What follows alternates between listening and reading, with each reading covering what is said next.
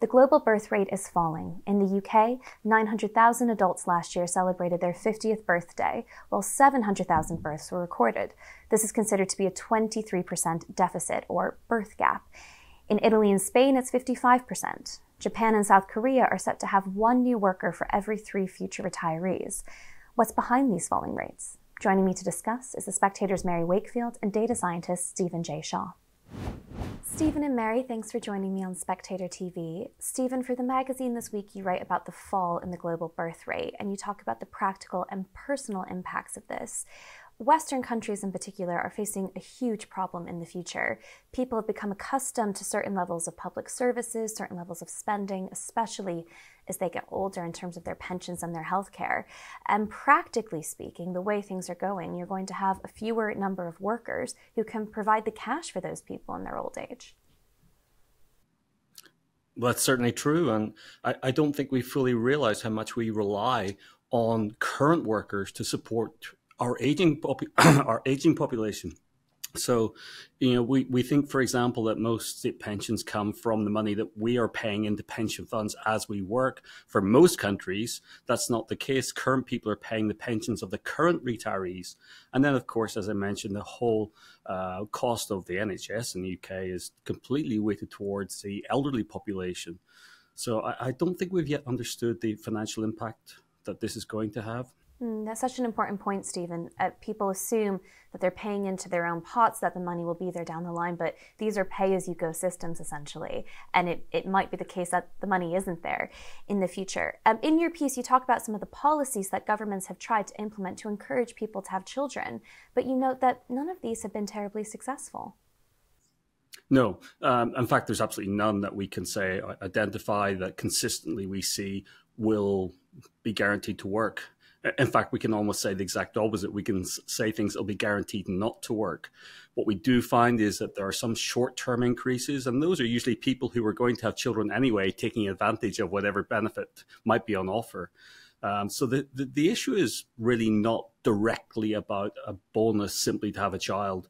Mothers are having, people are having the children they want to have. It's about the basics. It's about having the core surroundings, the home, the environment, and the right time of life, I guess, as well. All those things are quite difficult for any single policy to address. Mary, what do you make about this idea of the government's job in encouraging people to have children? Is that something government should be doing? Do you think it's something government ever can meaningfully do? I mean, I was fascinated by Stephen's piece because his data seems to suggest that government can't incentivize people to have kids. So from my perspective, you see all these sort of pro-natalist movements starting up and conferences and everyone interested in the baby bust now. And yet we know from people like Stephen that it just doesn't work.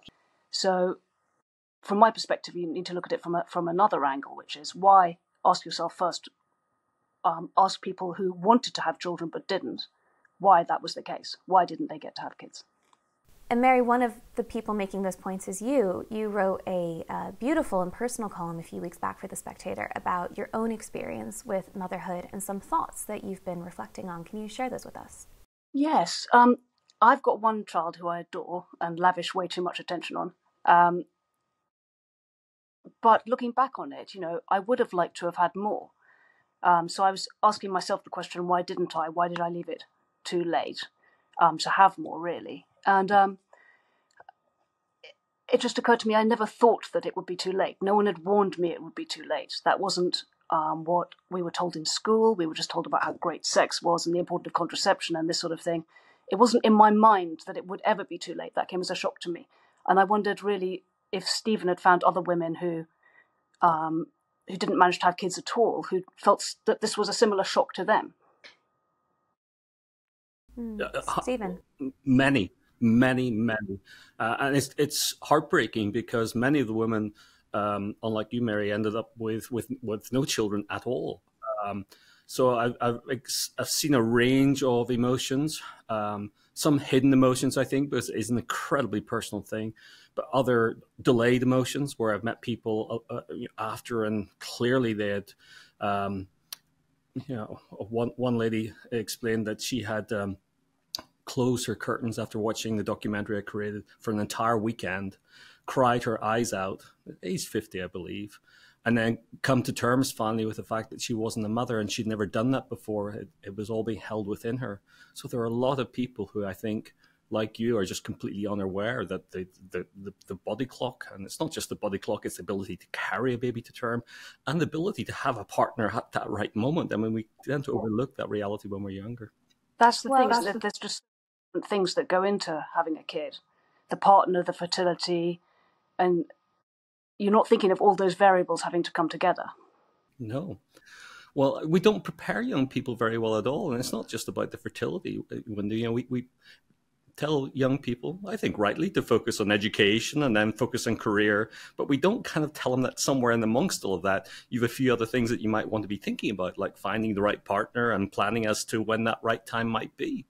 So, and it's a difficult balance, especially for women. It's for me, I very aware that, I'm a male in this conversation. It's certainly not the same, but hiding this from people or, simply ignoring it doesn't benefit anybody. Stephen, when I was reading your piece, what really jumped out to me is that apart from big economic shocks, which can put people off having children because of the financial implications of that, which makes a lot of sense, there's no obvious government public policy that's going to encourage people to have more kids. You talk specifically about finding a partner. And I think that really jumped out to me because it seemed from your research that what you were finding was that you say some women maybe aren't aware, and Mary argues that she wasn't really thinking about the timeline there, but there are lots of women who will be aware of it. They'll be aware of it from a very young age, but are simply struggling to find that partner to have children with and to raise children with. It is a huge undertaking, not just financial, but emotional and personal. Can you expand a little bit on that? Yeah, well, I empathize with, I think, younger people today, because I think in today's environment, it's, if anything, getting more challenging. I think a general point I would make is that it is a general point, but I feel that as people get into their 30s, it gets harder to find that perfect match. When you're younger, less people are already in a relationship, so potentially there are more options to choose from to find someone who you might want to go on that life journey with. But as you start to advance through life, you've probably chosen the town, the city, the place you want to live by your 30s. You've already got a friend group. You've already decided where you like to go on vacation, what your hobbies are. So you're narrowing down the specifics of what person would match with your lifestyle rather than creating that life together. So the idea that it's fine, I'll find someone when I get to that moment in time, it's not that simple. That's my core point here, that there's always exceptions to this. There's always great stories about people having children later in life, meeting that partner, but those are more often than not the exceptions here. I was just going to ask, it might be the same as what you're asking, Kate, but I was going to ask about dating apps. I was wondering I'd never used a date. I just managed to miss them, which is great. That's my...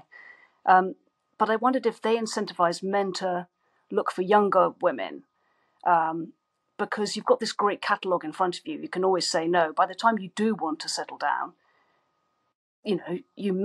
perhaps you're pushed to pick someone who is sort of 25, 10 years younger than you. So women are being told to settle down later, establish your career. But by the time they get to the blokes of their generation are perhaps looking younger. Do you find does that sound right? I've heard a lot of stories, and most of them are very challenging, about dating apps. One fact that we mostly don't know is that there are far more men on dating apps than women. So for men, it's 3-1. So for most men on there, you might get, one connection, hit or whatever we call it these days, every few months if you're lucky.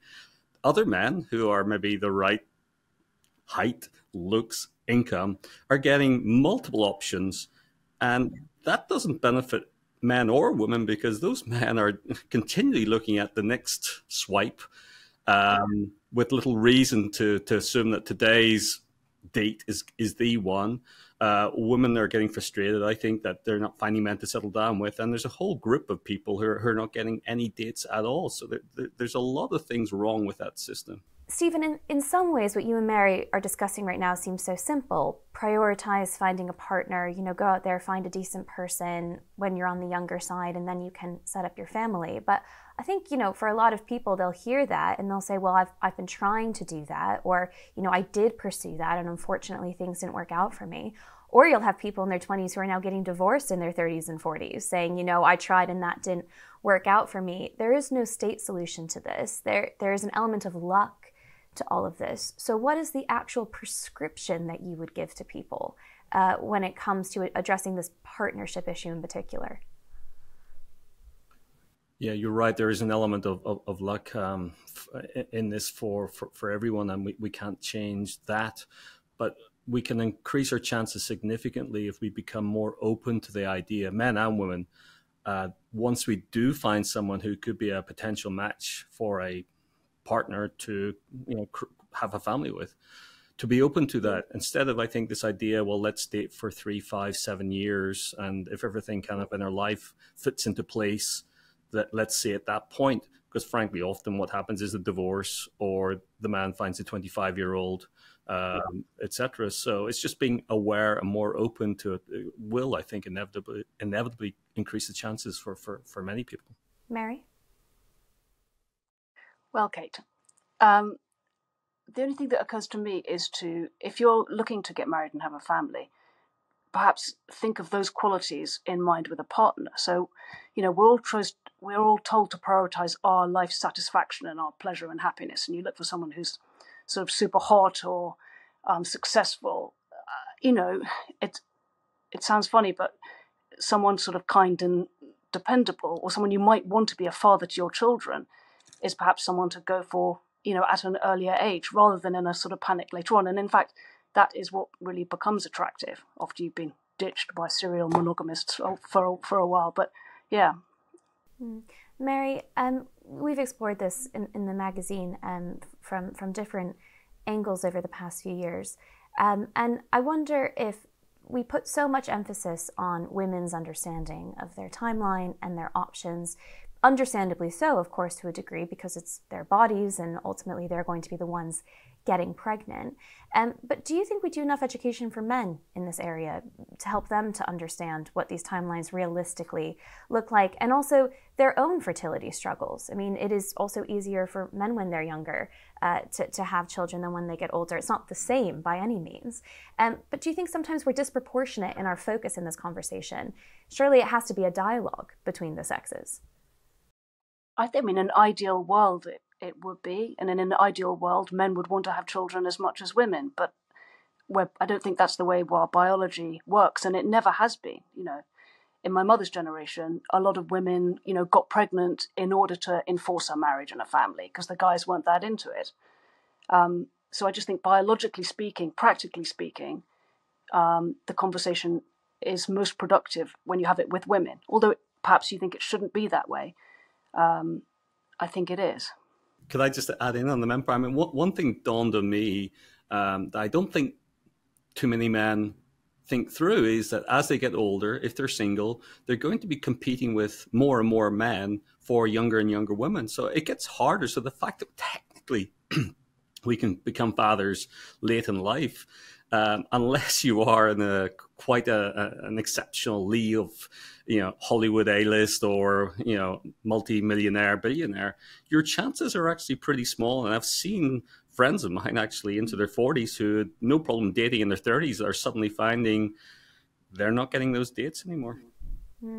Oh. Stephen, you write in the piece that you're actually somewhat optimistic when it comes to the deficit or the birth gap. Why is that?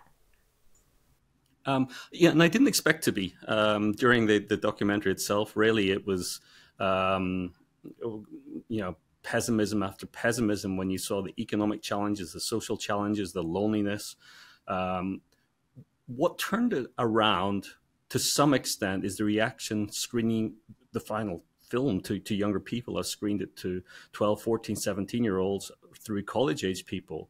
And the fire in the eyes of those young people who I think I would describe often feel anger, that term is being used, at realizing that we, us, the adults, haven't actually thought this through. You know, we're telling them, do your homework, study, get that, you know, education, training, get on the career path, all of this.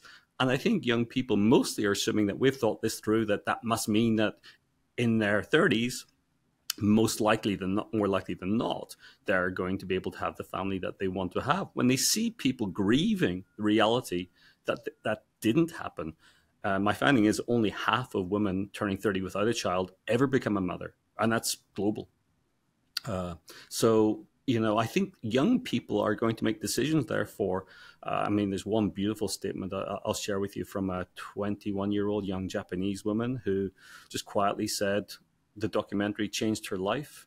And she didn't tell me what it meant, what she meant by that, but I assume she meant she was going to prioritize finding someone ahead of the other pressures that society puts on, yeah, certainly young people, but certainly particularly women today.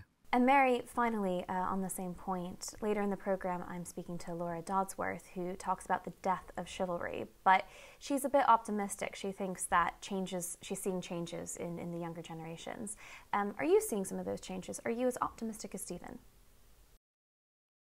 I think so, yes. I mean, I'm excited by what Stephen says. I think certainly for my generation, if you had kids young, there was a sort of stigma about that, like you weren't clever or you didn't have a career option. We were also pushed to, you know, and that's what I think's, you know, got to change, because obviously having a kid is fabulous.